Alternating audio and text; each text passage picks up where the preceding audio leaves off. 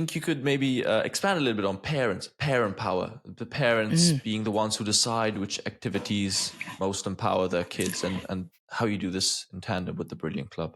Absolutely. So I think it's really important to talk about things like you failed at in your career. And for the first 10 years of my career, I was an absolute disaster when it came to parents.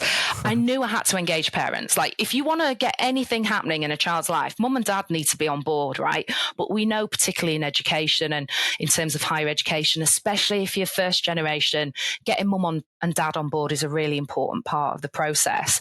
And I was doing all sorts of things, parents' evenings, road shows, tea, all sorts of things. I just couldn't get it going in terms of good relationships with parents. And the harder I tried, the more it seemed to not work. But in 2017, I sat down and sort of thought, look, this is not working. I need to have a rethink about how I'm going to do this. And I came across community organising with Citizens UK, which is essentially a way of working with people that puts people before programme. It says that people are experts in their own lives. It encourages building relationships before trying to do stuff. And I thought, well, here's a method that I think could really work on the parent piece. And I also had inspiration like under my nose all this time, because even now on my phone, I will get text messages or phone calls from either young people or mums and dads in Doncaster, where I'm from, and they'll say something like, when I answer the phone, my mum met your mum in the Asda, and your mum gave my mum your mobile number. And so I'm ringing you because I want to go to university and I need some help. Like, how do I make this personal statement better? What do I do? I was talking to a young person who was going to Cambridge this summer. What do I do if I don't hit my grades? All of these unwritten rules, my mum is the person you go to get that knowledge. And I graduated 15 years ago, right? I'm like really old. So I thought, what if we created loads of my mum? So my mum's called Judy. So we called it the Judy Factor initially. But we founded a group in South London called Parent Power. And I thought, if anything's going to get me sacked, it's going to be this, because we were building really good relationships with local mums and dads in local schools, having one-to-one coffees with them, asking them about their experience of education, sharing our experiences, saying, what do you want for your kids and what's getting in the way of them really flourishing. And so we built this parent community in South London, which was just magical. And it was mums and dads and grandparents and cousins and all sorts of folks sitting together and saying, it's not right that our kids are going to have a harder time getting into higher education. What can we do to change that? And they started really small. I think they wrote to the University of Oxford and said, can you put on a coach from Lambeth Town Hall to bring our sons and daughters to your open day, because we can't afford the train journey there? And Oxford said yes. So then they were emboldened and they asked Cambridge for 2 coaches, and it just grew from there. So that was their first big win. And I think it's important that I use the word win, because parent power is all about parents winning. It's not about me giving them stuff or other people like deigning to help their children. It's about parents having agency. And it went all the way through. Like, the biggest campaign and one they've recently won is around the fees charged by the Home Office for children to access their citizenship papers.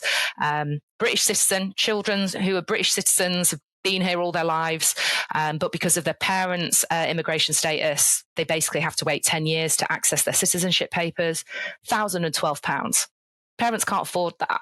Now Wow. The Home Office has a fee waiver in place because of the campaign in South London Parent Power did, in conjunction with lots of other organisations. So, I mean, what a win from like Oxford University to the Home Office.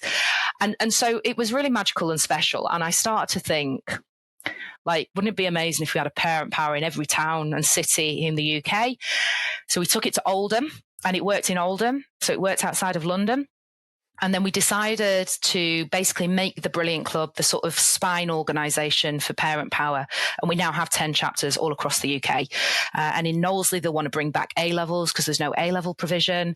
And in Fenland, they want a cycle lane. Such a simple thing, but their children can't stay behind after school for enrichment activities, including Oxbridge preparation, because they have to get on the bus at 3:45. And that's the only bus in town.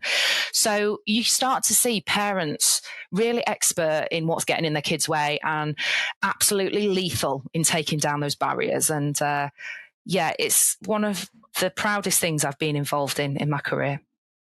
Yeah, that's amazing. Are you guys planning to expand more, get more chapters, I'm assuming, hopefully hit more towns? We would love to. We've got one in Oxford, actually. It's out in East Oxford if you want to get involved, East Oxford and Banbury. So we've got a PhD researcher who's at the University of Oxford facilitating that parent power. But yeah, I would love to build the parent power network. And next year, we're bringing them all together for like a national convention. And someone said it's like parent power is like in-person Mumsnet for working class families. And I just love that, right? Like, so this idea that all of these parents from all over the UK are going to come together and are going to have a national agenda for what low-income children need and deserve, I just think is amazing. Because if you just look at post-COVID, children in the UK got a really rough deal. They got locked down, and they got locked down for a really long period, some of them. And then they came out of it, and all they got from the British government was a tutoring scheme. Now, I was involved with running that tutoring scheme, and I'm very proud that we did it. And the idea was that every low-income student in the UK would have a private tutor. But the programme's been one of the greatest public policy disasters of recent years, in my opinion. And so that's all they got, some tutoring. They need so much more, and they deserve so much more, because they stayed home for the rest of the population, tiny children. And so for me, those parents, I know top of our agenda will be, what is the post-COVID settlement for our kids, because they are still suffering right now.